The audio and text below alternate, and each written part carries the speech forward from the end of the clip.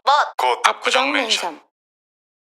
브랜드 투자 시에 또 투자를 또 많이 받아왔었고 컨설팅도 많이 해주셨으니까 약간 투자 시 가장 중요한 세 가지를 키워드로 먼저 좀 짚어주신다면은 어떤 키워드가 나올까요?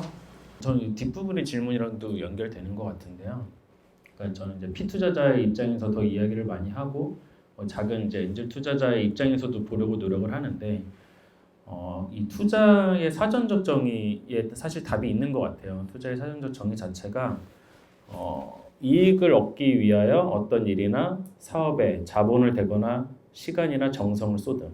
그러니까 사실은 자본, 시간, 정성 이 세 가지가 완벽한 삼위일체를 일으켜야 된다라고 생각을 합니다. 그러니까 실제로 투자는 일과 사업을 돈으로 교환하거나 매입하는 것이 아니라고 저는 생각을 하거든요. 양쪽이 공동의 목표를 갖게 되고 그리고 사실 되게 진부한 표현이지만 한 배에 타게 된다라는 표현만큼 저는 좋은 표현이 없는 것 같아요. 이 투자와 피투자자의 사이, 투자자와 피투자자의 사이 그리고 투자를 받는다는 어떤 이 행위 자체가 그래서 실제로 한 배에 타는 방법 자체가 서로에게 조금 더 격렬하게 어떤 의지와 의사를 표명하고 결국에는 성공에 대한 공동의 사명감과 책임감을 만들어내는 것이라고 생각을 하기 때문에 어떤 투자를 이야기할 때 사실 이러한 부분들을 이해를 한 상태에서 이야기를 나누기 시작하는 것이 굉장히 중요하고 이야기를 끝맺음하는 것에도 굉장히 중요하다라고 생각을 합니다. 네. 앞으로 돌아가서 아까 실패 사례도 간략히 말씀 주셨지만 그럼 어쨌든 사모님이 투자하셨던 사례 중에서 가장 성공적이었다 보는 투자가 있을까요? 지금까지로. 물론 인스턴트펑크 되게 잘한 거라고 생각하고요. 저희 실패하지 않나요? 이제 말씀드릴 건데 인스턴트펑크 되게 잘했다고 생각하고 아까 제가 다시 말씀드리지만 실패도 성공도 모르겠어요. 예. 그래서 디어달리아를 제가 투자하자마자 코로나가 왔어요. 아시겠지만 디어달리아는 색조 브랜드입니다. 지금 마스크 쓰고 미치는 줄 알았어요. 투자했는데 갑자기 가장 중요한 부분들을 다 가리는 거예요. 3년 동안 지나갔죠. 그 시간이. 비건 브랜드, 최초 비건 브랜드였고 헤라보라도 방문객이 많고 그래서 제가 여기 이따 아까 뭐 브랜드 지금 방금 김낙근 대표도 얘기해줬지만 투자에서 가장 중요한 세 가지 중에 하나가 전 디어달리아가 그런 어려운 과정 속에서도 해외 시장을 계속해서 뚫고 나가서 매출이 계속 성장하고 있거든요. 놀랍게. 중꺾습니다. 중요한 건 꺾이지 않는 마음을 바로 브랜드 오너들이 그리고 하고 있는 사람들이 가지고 있느냐가 제일 중요합니다. 왜? 아까 말씀드린 대로 브랜드를 만들면 있어서 유혹들이 굉장히 많아요. 빨리 매출을 올릴 수 있는 방법. 네. 뭐 로고 플레이를 해서 후드티를 만든다든지 맨투맨을 만들어서 그냥 냅다 그냥 팔아버린다든지 그러니까 브랜드를 지킬 것인가 매출을 올릴 것인가에 대한 딜레마에 계속 빠집니다. 이제 그거를 안 빠지게 버티는 게 되게 중요하고 투자자도 그거에 대해서 얘가 코어가 흔들리지 않는 이상은 더 이상 야 좀 저기 뭐야 후드티라도 좀 팔아서 매출 좀 올려봐라고 하는 얘기를 하면 안 된다고 생각을 해요. 물론 저는 굉장히 괴롭습니다. 뭐 그런 일이 있을 때면 하지만 그게 만들어져야 된다고 생각을 하고 그 성공적인 투자라고 하면 제가 잘 돼서 성공적이라고 말씀드리는 것보다는 그냥 그 회사들이 갖고 있는 건데 저는 한국 브랜드들을 왜 믿냐 하면 여러분들 저는 이제 팍스 아메리카 시대였기 때문에 잘할 때 뭐 뉴키즈 온 더 블럭이 있어 X세대다 보니까 뭐 그랬고 뭐 핑클 뭐 그런 한국 1세대 뭐 걸그룹 보이그룹들을 봤지만 세계 시장을 정복하는 걸 한 번도 못 봤던 세대입니다.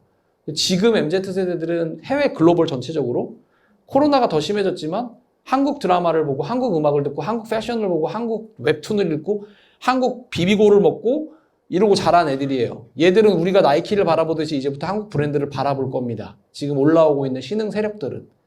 F&B도 마찬가지예요. 왜? 왜냐하면 드라마에서 맨날 나오던 음식들 근데 한국을 여기서 코어를 잘 보셔야 되는 게 여기서 잘 들어보세요. 킹덤이라고 하는 드라마는 핵심에 좀비가 나옵니다. 좀비는 세계적으로 유명한 미국 귀신이에요. 미국 귀신을 갖다가 갓을 씌우고 한복을 입히고 칼을 줬더니 한국식 귀신이 되는 겁니다. 이해가 되시나요? 예. 한국은 뭘 잘하냐? 원래 있던 팝을 가져다가 댄스를 넣고 군무를 했더니 케이팝이 되는 겁니다. 그러니까 융합에 굉장히 능해요. 예, 그래서 저는 이제는 K의 진격이라고 제 테마기도 하고 여기 우리 투자사 회사분도 오셨지만 이것들을 융합해서 만들어내는 이 힘, 인스턴트 펑크도 그런 힘들을 가지고 있어요. 굉장히 서양적인 디자인이지만 굉장히 K-팝 컬처가 들어있는 굉장히 패션의 그 최첨단에 서 있지만 그렇다고 파리 패션쇼에 막 나가는 브랜드는 아니온 것처럼 보이는 스트릿 패션의 결을 갖고 있고 굉장히 누가 봐도 코리아적인 매력이 이 안에 있어요. 그래서 그런 것들을 좀 융합하는 게 되게 중요하다고 생각하고 이제 이 시대가 오고 있다고 생각하기 때문에 한국 브랜드들을 되게 저는 열심히 보고 있고 그렇게 해서 선택한 브랜드가 세계적인 캠핑 장비를 만드는 아까 말씀드렸죠? 프로덕트는 무조건 좋아야 됩니다. 헬리녹스의 라영환 대표의 아버지는 전 세계 텐트 폴대 시장의 98%를 만들어요. 하이 경량 텐트에. 동아 알루미늄이라는 회사입니다. 그 회사의 사내벤처로 만들어진 게 헬리녹스고요. 라영환 대표가 사내벤처가 성공해서 나와서 헬리녹스를 만들었는데 헬리녹스의 기본 테크놀로지는 그 안에 들어있는 헥사콘으로 만들어진 알루미늄 다리예요. 함부로 휘지 않고 초경량이고 초강도로 만들어진 그 위에 천을 씌우는 플랫폼을 만들어서 천을 계속 콜라보를 하면서 바꿔서 지금 세계적인 브랜드가 되고 있죠. GFFG가 만든 음식을 보시면 절대 김치찌개를 만들지 않아요. 맞죠? 한국적인 음식보다는 도너츠로 승부합니다. 저는 맨날 말하는 게 도너츠, 커피, 핫도그 3개 중에 분명히 세계를 제패하는 한국 브랜드가 나올 겁니다. 왜? 일본에서 그렇게 일본의 음식들을 좋아하지만 미국에 스시 브랜드로 세계 1등 하는 브랜드가 없어요. 맞죠? 김치찌개로 세계 1등 할 수 없습니다. 김밥으로 할 수 없어요. 결국은 뭐가 1등 해야 되냐? 전 세계 사람들이 소구점을 갖고 있는 햄버거, 뭐 아까 말씀드린 피자 이런 걸 다 하지만 가장 편하게 빠르게 속도 빠르게 표현할 수 있는 도너츠, 핫도그, 커피 3개 중에서 나올 거예요. GFFG가 지금 제일 성공하는 게 뭐예요? 도너츠. 그 다음에 뭐 잘하는 것들 뭐예요? 피자. 그 다음에 뭐 차이니스 아메리칸. 그 다음에 한국식 퓨전 코리안. 다 믹스죠.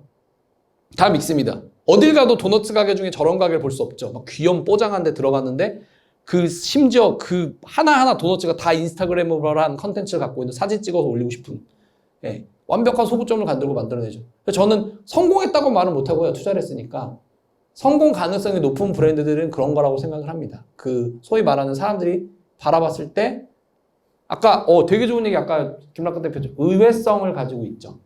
그리고 항상 기대하게 만들고 노티드에서 또 새로운 메뉴가 나오는데 근데 이 도넛에 떡을 올려서 나오고 막 이래요. 그러니까 떡으로 도넛 비슷한 걸 만들고 그런 것들이 사실은 굉장히 중요하고 그걸 제가 바라볼 때 많이 성공한 내가 그래도 투자를 되게 잘했다라고 생각하는 것 중에 하나인 것 같습니다. 네. 근데 저희 도넛 위에 떡 있는 게 있었나요? 그 약과. 그죠 약과. 네, 죄송해요. 약과. 그 떡도 보내줬잖아요. 그거 연말 선물로. 네 맞아요. 네, 케이크는 떡 케이크. 떡 케이크. 네, 맞아요. 있었었죠. 네. 이건 이제 두 분께 그래도 다 드리고 싶은 질문이에요. 왜냐면은 어쨌든 이제 저도 막 스터디를 하면서 두 분 다 지금 성공 가도를 달리고 계시다고 이렇게 생각을 좀 했는데 그런 두 분이지만 그래도 그 다음 목표 향후 비즈니스 계획이 이제 어떤 게 있으실지가 살짝 궁금해지더라고요. 그 넥스트에 대해서 한번 소개를 부탁드리겠습니다. 그래서 인스턴트 펑크 입장에서 말씀드리게 될 것 같은데 아까 또 사모님이 얘기해 주신 거랑도 연결성이 있고 인스턴트 펑크가 올해 주 아젠다 그다음에 내년에도 주 아젠다가 사실은 그 글로벌 진출입니다. 그래서 그 어느 때보다 한국이 그리고 K라는 어떤 워딩을 다는 어떤 카테고리 불문 이렇게까지 힙해지고 핫해지고 이런 대우를 받을 수 있었던 적이 있었나라고 생각을 하면 제가 사실은 지금 어찌 보면 커리어 하이에 좀 가까운 나이대 어쨌든 비슷한 일을 오랜 시간 어느 정도 해서 뭔가 결과를 맺을 수 있는 가장 좋은 때라고 생각을 하고 있는 시점에 또 좋은 브랜드를 만나서 잘 하고 있기 때문에 글로벌 진출이라는 부분들을 조금 더 고민하고 있는 것 같아요. 그래서 실제로 저한테 가장 많이 영감을 주는 것이 뭐가 있을까라고 하면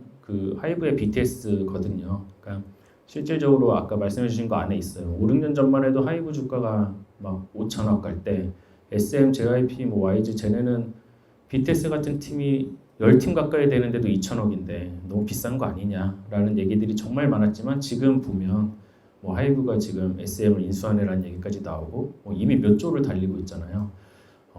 사실은 어느 정도 할 줄 아는 팀을 만들어내는 것보다 글로벌을 원마켓으로 보고 거기서 통할 만한 뎁스 있는 하나를 만들어내는 게 훨씬 큰 부가가치를 창출하는구나 라는 부분들을 저는 BTS를 통해서 많이 느꼈고 그 부분이 시장에서도 주가로도 반영이 되고 있는 것을 보면서 사실 인스턴트 펑크 하면서도 굉장히 유혹이 많아요. 남성 브랜드 한번 해봐라, 뭐 자파 브랜드 한번 해봐라 라는 것들도 있었고 실질적으로 저희도 고민을 많이 했었지만 우선 인스턴트 펑크라는 브랜드를 가지고 글로벌하게 진출을 해서 좀 승부를 보고 싶은 마음이 굉장히 크고요. 사실 지금 마케팅적 효율을 찾기가 굉장히 어려워요. 여기 계신 분들도 창업이나 투자나 뭐 이런 거에 관심도 있으시겠지만 뭔가 마케팅에 대한 고민들이 사실 저한테 가장 많은 질문이 들어오는 것 중에 하나거든요. 이런 측면에서도 뭐 아까 말씀드린 것, 그 사모님 말씀하신 것처럼 결국에는 이런 끈끈한 커뮤니티를 만들어내는데 공간적 경험 창출이 굉장히 중요하다라고 생각을 하고 있고요.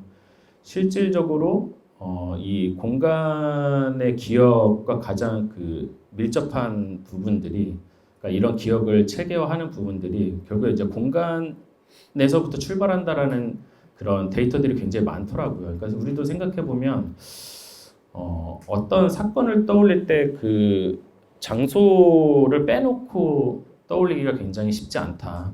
그리고 어떤 장소를 좀 연상을 하면 기억들이 좀 쉽게 난다라는 것들을 느끼실 거예요. 그러니까 실제로 우리의 삶은 연속적인 경험이잖아요. 근데 어떤 장소를 통해서 에피소드 구성들이 좀 되어 있어요. 그래서 이런 부분들 자체가 공간적 경험이 더 중요하게 이야기하는 부분들이라고 생각을 하고 있고 저희도 올해는 조금 더 이제 그런 쪽의 컨텐츠라든지 터치를 할 수 있는 다른 공간적 경험을 창출하기 위한 테스트들을 좀 해보려고 하고 있고 그의 일환으로 오늘 저희가 부산에 첫 정규 매장을 냈거든요. 그래서 이런 부분 주변에 부산에 친구분들 계시면 신세계 센텀 지하 2층이니까 한번 방문해 달라고 말씀도 해주시고요. 깨알 같은 홍보를. 그런 부분인 것 같습니다. 그래서 실제로 올해는 글로벌하게 인스턴트 펑크를 이제 선보일 수 있는지가 되는 것 같고 또 별개로 한 가지는 제가 이제 사실 패션을 잘하시는 분들이 다른 카테고리에서 다 잘해요. 이 GFFJ 이준범 대표님도 원래 패션을 하시던 분들이고 여기 옆에 계신 수빈팀은 마찬가지 패션을 하시다 오신 분들이고 왜 그럴까에 대한 여러 가지 인사이트들이 저희도 있어요. 그래서 실제로 제가 지금 핏디라고 하는 다이어트 브랜드나 뭐 수스루스라고 하는 임산부 브랜드 같은 다른 카테고리도 인큐베이팅을 하면서 도전을 해보고 있거든요.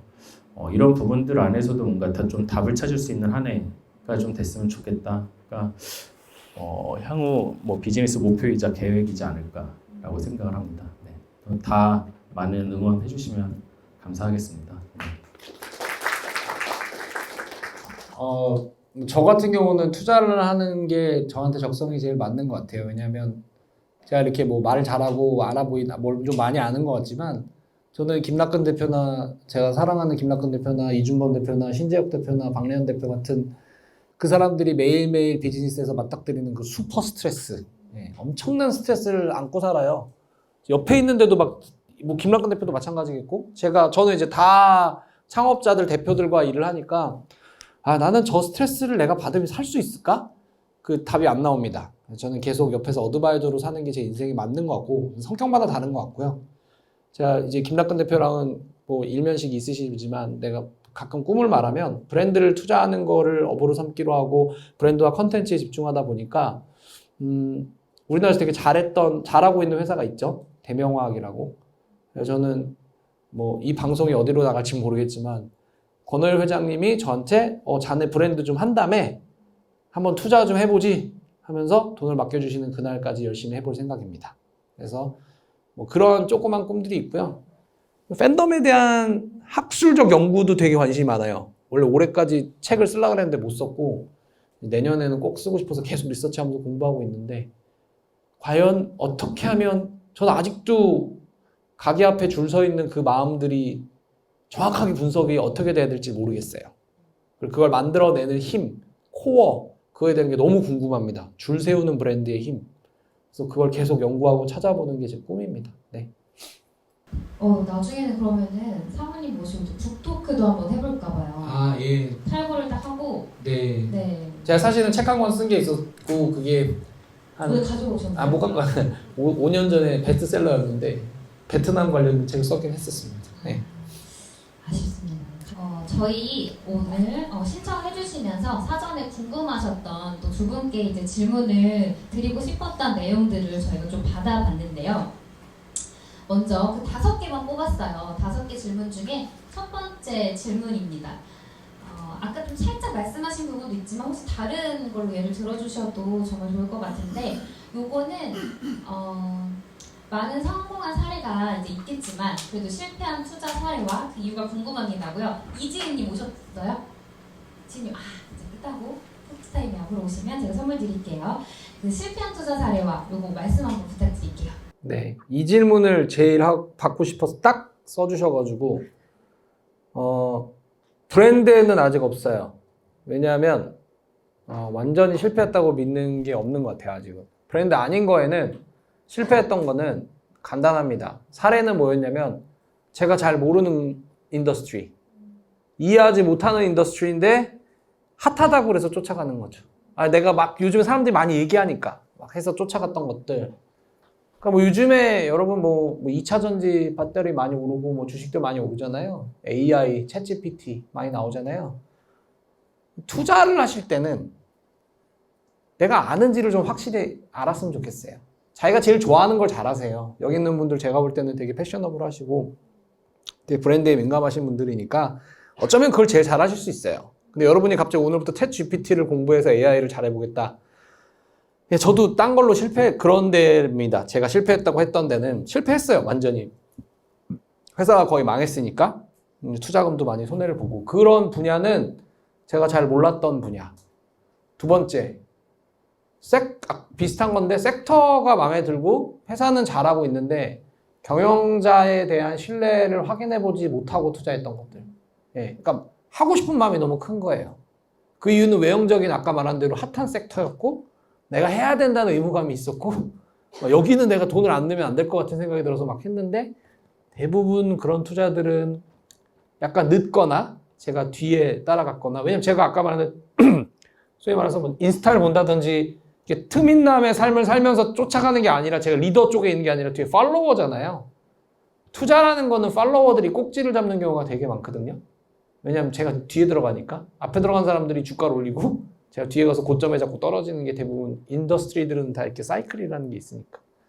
그래서 그랬던 게 제일 그랬던 이유가 제일 컸던 것 같습니다. 네. 그러면 이제 무엇보다도 투자는 정말 잘 아는 분야에 해야 되는 거네요, 그렇죠? 저도 사실 주식을 잘 모르는데 들어갔다가 네, 제 주변에 저는 이제 애널리스트로 일을 시작하다 보니까 네. 제 주변에 그러니까 제가 평생을 살면서 이건 앞에서 하려고 했던 얘기인데 제가 넘어갔는데 제일 개인적으로 투자로 성공했던 건 애플이었어요. 제가 다시 한번 애플이요. 애플. 예, 군대 제대하고 미국에 이제 유학가 있을 때였는데 제가 이제 한국에서는 MP3가 요만한 MP3를 만들 때였죠. 요 뭐 이렇게 그 아이리버 같은 애들이 들고 미국을 갔는데 미국에 딱 그 짐에 가니까 이따만한 MP3를 들고 있었어요. 그게 뭐였죠 그때 이름이? 아이팟 맞죠? 아이팟 1세대. 이 미개한 인간들아 여기 지금 곡이 몇 곡이나 들어가는 줄 아냐 이게 큰 걸 갖고 있냐 그랬는데 이건 일리걸 다운로드잖아요 MP3가. 아이팟은 뭘 갖고 있었죠? 아이튠즈를 갖고 있었잖아요. 완전하게 변했죠. 그 다음부터 저는 충격받아서 그때부터 돈 생기면 계속 애플 주식을 샀어요. 계속. 제가 애플 주식을 계속 사다가 이제 한국에 가서 또 직장생활하다 로스쿨을 딱 갔는데 이제 간지는 IBM이지 IBM 노트북을 사가지고 딱 켰는데 이 로스쿨은 이렇게 MBA도 그렇고 이런 식으로 책상 배열이 되어 있잖아요. 나는 IBM을 딱 키면서 보이냐 이 빨간 IBM이 딱 했는데 사과가 막 수십 개가 저를 쳐다보는 거예요. 더 사야겠다. 애플을 더 샀어요. 언제 팔았냐면 저는 이제 페이스북에도 썼는데 스티브 잡스가 죽는 날 다 팔았어요. 정확하게 굉장히 많이 벌었어요. 그걸로 지금 전셋값 내고 지금 아파트가 됐는데 그때 그게 제 인생에서 가장 좋았던 투자였고 그거는 제가 왜 성공했냐면 말씀드린 대로 제가 앱바거든요. 제일 잘 알고 제일 좋아하고 계속 쫓아다니고 무슨 신제품이 나오는지 바라보고 있고 아이파드가 나왔고 아이폰이 나왔고 아이패드가 나왔고 맥북이 나왔고 계속 이노베이션이 나오는 걸 보면서 계속 샀죠. 근데 그 이노베이터가 세상을 떠난다. 근데 그게 지금 약간 후회돼요. 왜냐하면 스티브 잡스가 죽은 뒤로 팀 쿡이 하면서 그때부터 또 한 몇십 배 올랐거든요. 아씨 이거 살 수 있었는데 근데 어쨌든 예, 저는 그런 여정을 하면서 그게 제가 말씀드리는 주변에서 가장 잘하는 거를 하셔야 된다라는 얘기입니다. 예. 두 번째 질문은 이제 대표님께 드릴게요. 오늘 사실 인스턴트 펑크다 보니까 20대 분들이 정말 많이 신청을 해주셨고 사실 저희가 30대 초반까지도 많이 신청을 해주시는데 진짜 압도적으로 20대 분들이 많이 신청을 해주셨고 그리고 패션 브랜드를 이제 막 런칭을 하신 그런 초보 대표님들도 계셔서 저희가 그런 분들을 또 오시게 했어요. 그래서 이제 막 시작하는 패션 브랜드 대표님들께 해주고 싶은 조언을 한번 부탁드리겠습니다. 혹시 지금 말씀해 주신 것처럼 패션 브랜드를 지금 하시고 계시거나 할 생각이 있으시거나 관련이 있으신 분들 잠깐 손 들어봐 주실 수 있나요? 얼마나 이제 어떤 이야기의 방향성을 해야 될지를 조금 뭉뚱그려서 이야기를 해볼게요. 혹시 뭐 궁금한 거는 나중에 DM으로 주시면 제가 오늘 오신 분들은 성심성의껏 답변을 드릴게요. 그러니까 얼마나 이 현업에 관련된 팁을 드리는 게 좋을지 아니면 조금 더 그냥 정성적인 이야기를 드리는 게 좋을지에 대한 구분을 좀 하고 싶었고 결국에 사실 패션 가장 어려워요. 제가 정말 많은 주변에 창업자들도 있고 성공하신 분들 실패하신 분들 너무 많지만 패션이라는 것 자체가 사실 정말 스큐가 많고 뭐 하나가 잘 돼도 사이즈, 컬러가 깨지고 우리나라는 사계절이 존재하기 때문에 좀 잘 팔만하면 재고가 돼야 되고 그만큼 또 6개월 전에 자본이 들어가서 6개월 뒤에 자금이 회수되는 이 자본이 묶여있는 시간, 회수 기간이 굉장히 긴 정말 어려운 사업인데 그렇기 때문에 패션을 잘하면 그런 아까 말씀해 주셨던 뭐 인스타그램업으로 하고 비주얼적으로 표현하고 뭐 이런 모든 것들이 사실 패션에서 당연한 일이거든요.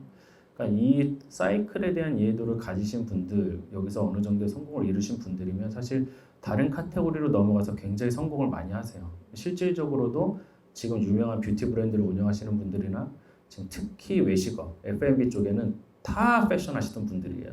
네, 그러니까 그만큼 패션에 진입을 하신 분들에 대한 장점이 분명히 있다. 그래서 어차피 시작을 하셨으면 이 안에서 어느 정도 성과를 이루시기를 진심으로 바라기도 하고 그럼에도 불구하고 뭐 어쨌든 시작을 하셨을 때 제가 드리고 싶은 조언은 특히 요즘에 제일 많이 하는 얘기가 시장이 나빠지고 있다라는 얘기 아마 조금만 쳐봐도 정말 많이 나올 텐데 이걸 나빠지고 있는 게 중요한 게 아니죠. 그러니까 좋다와 나쁘다의 관점으로 보는 게 아니라 이 변하고 있다는 걸 볼 수 있어야 된다라고 생각을 하는 게 가장 큰 포인트인 것 같아요. 그래서 실제로 이 얘기는 변화를 읽을 줄 아느냐라고 생각을 하는데 이게 거시적인 부분, 미시적인 부분을 떠나서 패션에서는 이 변화를 읽을 줄 아는 눈이 정말 굉장히 중요하다. 그리고 말씀드린 거 외에 조금 더 드리자면 저는 저도 제가 이제 41인데 조금 더 일찍 했으면 좋았을 거라고 생각하는 것 중에 가장 큰 게 사실 돈에 대한 공부예요.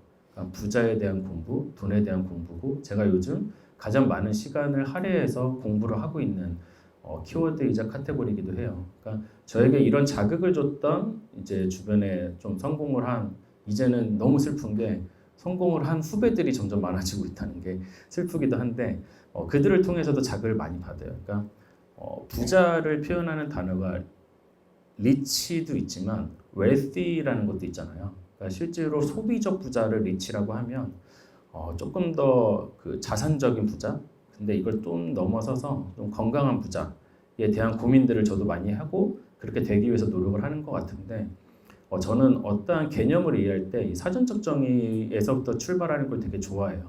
아까 말씀드린 것처럼 텍스트적인 소비를 많이 하려고 노력을 하는데 실제로 건강에 대한 정의가 육체적, 정신적, 사회적으로 병약하지 아니한 상태 그러면서 건강한 상태를 건강이라고 정의를 하거든요.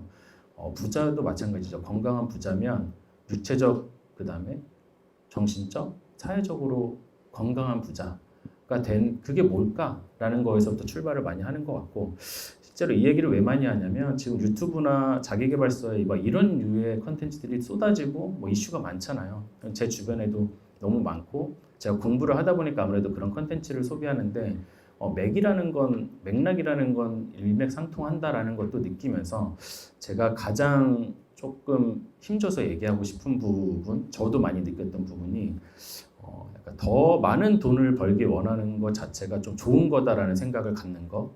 그러니까 돈을 더 벌고 싶은 마음이 욕심이 아니라는 거. 그러니까 실제로 돈을 공짜로 가져오려는 마음은 욕심이죠. 이걸 뭐 take more money라고 치면 돈을 빼앗는 게 아니라 더 벌려고 하는 make more money는 너무 건강한 부분이죠. 왜냐하면 이게 더 많은 돈을 벌기 위한 유일한 방법은 사실은 다른 사람이 돈을 내도록 쉽게 만드는 방법이거든요. 그러면 다른 사람이 저한테, 우리에게 돈을 내고 싶게 만드는 유일한 방법은 돈보다 더 큰 가치를 주는 것이죠. 그러니까 그렇지 않으면 그들은 돈을 내지 않겠죠. 그러니까 고로 이 돈을 번다는 것 자체가 타인을 돕는 것이라고 생각할 수 있고, 이 부분을 이해하는 게 사실 사업을 하다 보면 아까 말씀해 주신 것처럼 스트레스도 굉장히 많아지고 결국에 이 동기가 약해지지 않는 것이 굉장히 중요해요.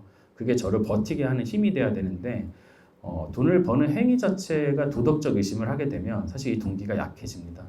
그래서 결과적으로 나와 고객이 돈 거래를 했다라고 하면 그 고객은 전부 다 행복한 관계가 된다는 걸 의미할 수 있는 고민들을 하고, 어쨌든 고객이 내게 무언가를 구매하면 고객이 지불하는 돈보다 제가 더 큰 가치를 얻을 수 있게 도와주는 것이기 때문에 이 부분을 이해하는 게 제가 최근에 가장 많은 고민과 생각들을 비즈니스를 하는 데 있어서 많은 깨달음, 그리고 제가 다시 돌이켜보는 형태였던 것 같아요. 그래서 실제로 이런 부분들이 패션뿐만이 아니라 창업이나 사업을 시작하는 데 있어서 너무 중요한데, 특히 패션을 시작하시는 분들이 패션을 좋아해서 시작하는 경우가 많다 보니까 이런 부분들이 다른 카테고리에서 시작하시는 분들보다 조금 그 부족함이 있는 경우들을 많이 봤어요. 그러니까 대부분 어떤 문제를 해결해주는 부분들이 사업에서 시작되는 부분들이 많은데 패션은 그렇지 않은 경우가 많다 보니까 더 그런 것 같아요. 그래서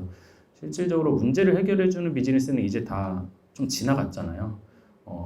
웬만한 건 다 이제 해결이 되는 시대에 우리가 살고 있으니까 그만큼 행복함을 줄 수 있는 시대에 돈이 모인다라고 생각하는데, 저가 아까 말씀드렸던 설레임이라는 걸 저희는 그런 원동력으로 삼으려고 하는 것처럼 이런 부분들을 공부를 하시는 게 너무 중요하다. 실제로 초등학교, 중학교, 고등학교, 대학년 동안 대학교를 다니는 그 동안 우리가 돈 공부나 부자 공부에 대해서 생각보다 하지 않는다라는 게 너무 컸던 것 같아요. 저는 이 부분이 너무 아쉬웠고, 제가 나중에 뭐 결혼을 해서 자녀를 갖게 되면 이 부분은 내가 조금 더 일찍 가르쳐줬었으면 어땠을까라고 하는 아쉬움이 가장 많이 남았던 부분이고, 지금이라도 제가 이걸 공부를 하면서 느끼고 이게 사업에 반영이 되고 저랑 함께하는 친구들에게 또 다른 동기부여를 해줄 수 있고, 이런 부분들이 정말 새로운 자극이 되기 때문에 적어도 오늘 이 자리에 함께 오셨던 분들이 다른 건 다 잊고 가더라도 저는 요거 하나를 얻고 가도 어느 순간 10년 뒤, 20년 뒤에 이 자리에서 저걸 나에게 어떤 터치를 해줄 사람이 김낙근이었다는 사람이라고 생각하면 전 너무 그 뿌듯하고 좋을 것 같아요. 제가 그 부분이 제일 아쉬웠기 때문에. 그래서 사실은 이런 부분으로 조금 답변을 좀 드리고 싶은 마음입니다. 근데 약간 그런 돈 공부, 부자가 되어야 되는 그런 공부, 약간 이렇게 이제 말씀을 주셨잖아요. 저도 살짝 너무 궁금한데 가장 좋은 방법은 혹시 어떤 걸까요? 사실 요즘에는 뭔가를 배우기에 굉장히 좋은 시대잖아요. 너무 좋은 컨텐츠들이 질비해 있기 때문에 저도 사실 제가 어떻게 패션을 한 사람이 됐냐라고 치면 배우기 너무 쉬운 시대였기 때문인 것 같아요. 결국에 패션은 어떤 실장과 어시의 개념이 굉장히 뚜렷한 카테고리였거든요. 저 때는 더 그랬는데, 저는 아무 줄도 없고 라인이 없는 듣보잡 친구가 들어와서 대신 저는 저기까지 가면데 이렇게 가는 게 정답이라고 생각을 했기 때문에 그 목표를 이루기 위해서만 노력을 했어요. 근데 그게 보통 이 씬에서 당연시 여겨야 되는 관성을 좀 거스르는 힘이었고 그게 저한테는 돈이 됐던 경험을 했어요. 그래서 실질적으로 방법에 대해서 내가 아는 것도 중요하지만 저기까지 가야 되는 목표를 구체적으로 알고 거기까지 가려는 열정과 의지가 사실 제일 중요한 것 같거든요. 공부를 할 수 있는 방법은 너무 많다. 이 공부에 대한 방법을 굳이 제가 나열하지 않더라도 이 자리에 계신 분들이라면 여기까지 찾아오셨다는 것만으로도 그 방법을 충분히 알고 계실 거라고 믿고 오히려 그런 부분들이 더 중요하지 않을까라고 생각합니다. 오셔서 이 얘기 들은 것만으로도 이제 부자가 되는 법에 한 걸음 다가가신 거라고 생각합니다. 다음 질문 말씀드릴게요. 투자자와 경영자가 서로 신뢰할 수 있는 방법 중 가장 중요하다 생각되는 한 가지, 딱 한 가지만 말씀 주신다면? 요거는 제가 픽을 하면서 제가 하나 얘기를 하고 김남근 대표가 했으면 좋겠어서 픽한 질문이고요. 네.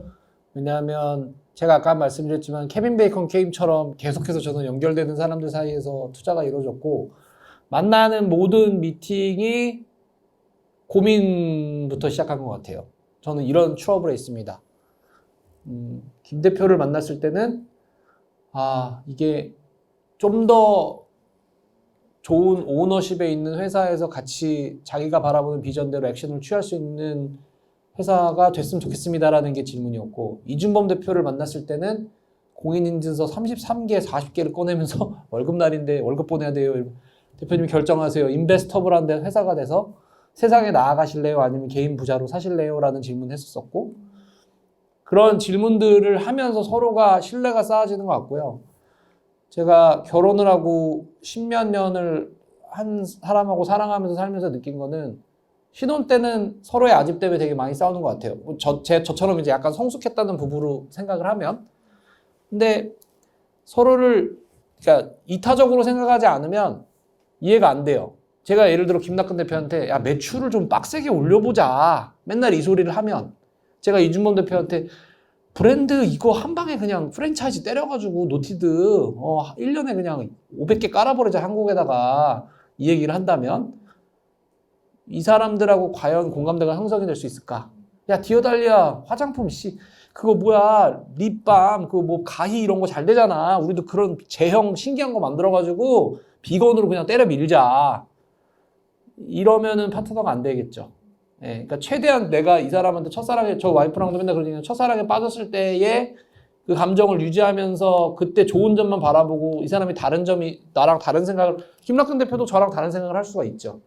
근데 그걸 제가 고치려고 들면 제가 처음에 사랑할 때는 그 크리에이티브를 사랑한 거잖아요. 근데 제가 뭘 한다고 이걸 뜯어 고치겠어요. 그러니까 그걸 고치면은 이 사람을 사랑했던 방식이 바뀐 거잖아요.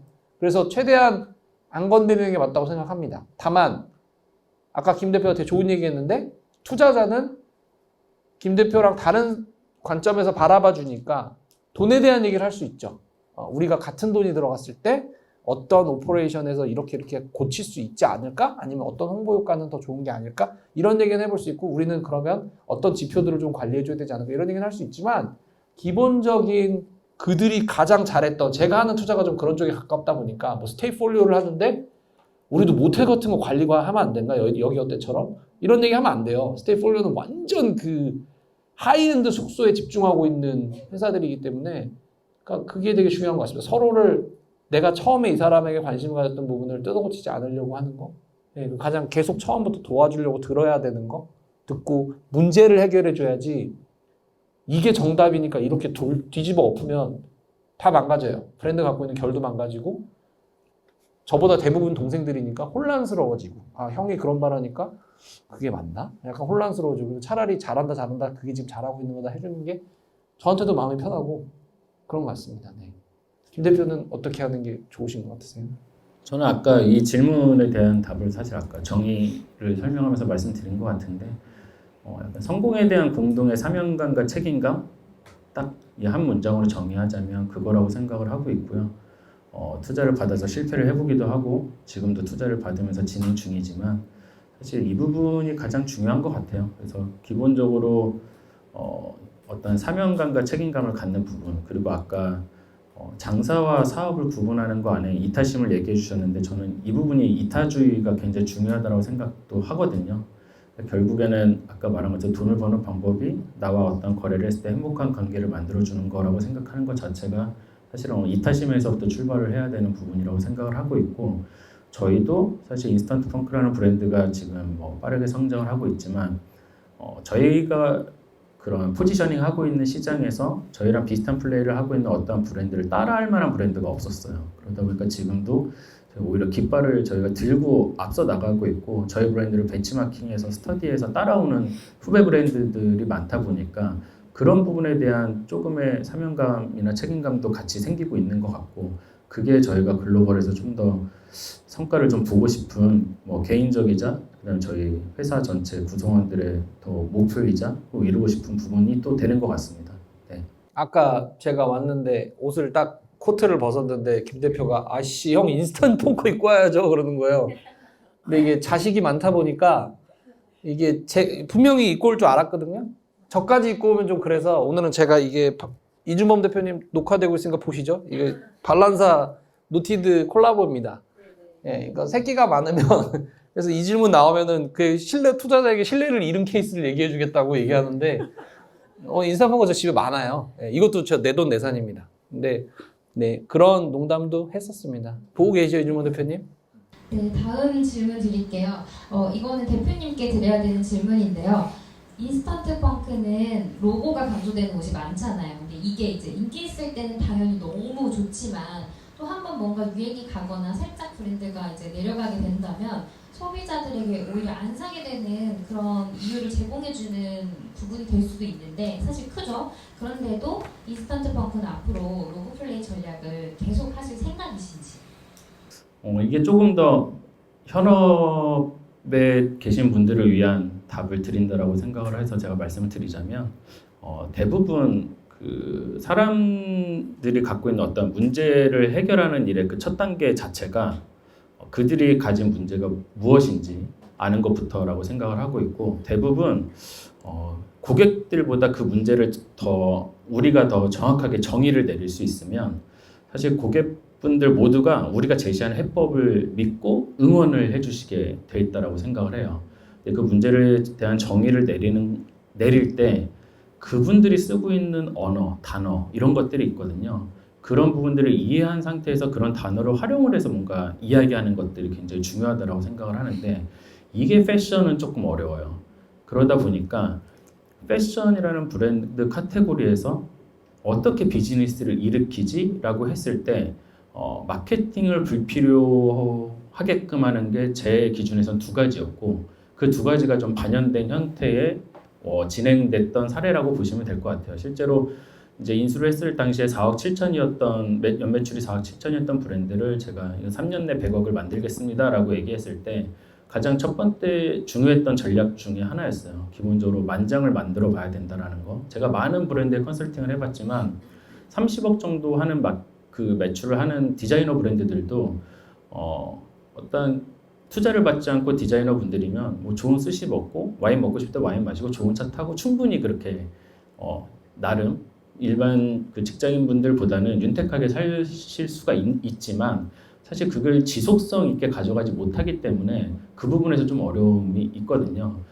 투자를 받은 브랜드 입장에서 이 브랜드의 매출 규모나 사업을 사이즈업을 하는 데 있어서 결국에는 2만 장, 3만 장씩 팔아봐야 되는 정말 많은 컨설팅을 하다 보면 딱 재고 창고 가서 얼마 있는지를 보면 이 브랜드는 얼마 하겠다를 매출을 굳이 저한테 말씀해 주시지 않으셔도 제가 재고만 보면 바로 계산이 되는 형태로 볼 수 있듯이 기본적으로는 우리 내부 안에 그런 걸 만들어야지 우리가 원하는 쪽으로 갈 수 있었는데 마케팅을 불필요로 하게끔 하는 브랜딩의 첫 번째가 아까 잠깐 말씀 주셨지만 시의적 포인트를 담은 제품이었어요. 그러니까 애초에 마케팅을 담은 제품을 기획해야 된다는 거였고 두 번, 세 번 봐도 어디 건지 몰라도 상관이 없는데 저게 봤던 건데라는 느낌을 줄 수 있느냐 없느냐에서부터 시작을 한다라고 생각을 하고 있습니다. 그래서 실질적으로 제가 하고 있는 다른 카테고리의 제품들도 이 시의성을 굉장히 많이 강조를 해요. 그러니까 작은 규모의 브랜드에서 이 인지적 포인트를 많이 주려면 마케팅비를 많이 써서 많이 노출을 해야 되는데 사실 그 부분이 굉장히 어려워요. 제가 많이 하는 얘기 중에 어떠한 제품을 대중들한테 내리는 데까지 있어서 이 피라미드 형태를 좀 고민을 한다라고 하면 1단계에 있으신 분들이 트렌드를 메이킹 하시는 분들이에요. 연예인분들, 뭐 스타일리스트, 에디터, 이 업계 종사자분들 중에서 트렌드를 끌고 가시는 분들. 근데 바로 그 밑에 있는 2단계 분들이 소위 말하는 요즘 인플루언서 혹은 트렌드 팔로워 분들, 예전에 얼리 어댑터라고 하셨던 분들인데 세 번째 단계가 이 1, 2단계에서 만들어진 컨텐츠를 찾아서 소비하는 그런 정보 소비자 분들. 그러면 이제 네 번째 분들이 대중에 계신 분들인데 1단계에서 만들어진 걸 4단계로 바로 내리려면 TV 광고도 하고 버스 탄 데도 보이고 뭐 지하철에도 보이고 인스타 들어갈 때 이러면 할 수 있거든요. 근데 그게 다 돈이라는 거죠. 이 부분을 최소한 한 비용을 가지고 효과적으로 끌고 가려면 1단계에서 예를 들면 저희 같은 경우에도 뭐 BTS가 입었어. 그럼 2단계에서는 BTS가 입은 어떤 맨투맨, BTS 맨투맨을 내가 자주 보던 인플루언서 분이 또 입었어. 그럼 BTS가 입은 건 이런 느낌인데, 혹은 로제가 입은 청바지는 이런 느낌인데, 저 언니가 입으니까 이런 느낌이네. 라는 것들을 세 번째 단계에 있는 친구들을 통해서 대중에게 내려야 된다라는 거죠. 그래서 실질적으로 이 부분이 제가 고민하는 거의 가장 주요한 부분인데, 그러려면 시기적 포인트가 있어야 돼요. 아까 말씀해 주신 것처럼 대부분 PPL이나 노출되는 현장에서 브랜딩을 다 가리죠. 왜냐면 돈을 내지 않은 마케팅이기 때문에. 하지만 이제 한번 이렇게 보이시면 굉장히 눈에 거슬리는 포인트예요. 이 포인트가. 제가 인수하고 나서 제일 첫 번째로 했던 게 이 민트 컬러를 브랜딩 컬러로 잡았던 건데, 이게 2016년 룩북에 액자와 소파 소품 컬러였어요. 근데 그게 굉장히 괜찮았었고, 이 부분을 또 지혜가 너무 크리에이티브하게 좋은 컬러로 잘 잡아줬죠. 그래서 이 부분을 가지고 이 브랜드 라벨을 다 민트 컬러, 그 다음에 어떤 외장의 익스테리어나 인테리어 자체도 이 민트 컬러를 활용하는 형태의 것들을 이제 강조를 했었고, 이런 시기적 포인트를 강조를 해야 여러 군데서 보여도 봤던 건데라고는 생각을 들고, 여기서 끝나는 게 아니라 봤던 건데라고 하면 우리나라 사람들은 무조건 네이버에 쳐보죠. 네이버에 쳐봤을 때 노출되는 검색 화면들이 있어요. 블로그 탭, 뷰 탭, 커뮤니티 탭부터 해서 지식인이라든지 기사라든지 동영상이라든지 이런 부분들에 있어서 지금 이 브랜드가 핫한 게 맞구나 라는 느낌의 컨텐츠들이 항상 깔려져 있어야 된다. 그러면 사는 거죠. 실질적으로 내가 뭔가를 샀을 때 어떻게 소비를 하셨는지를 보시면 절대 어떤 광고 하나를 보고 사신 경험이 아니라 저기서 봤던 건데라고 또 잊고 있어. 인스타 들어갔더니 또 보여.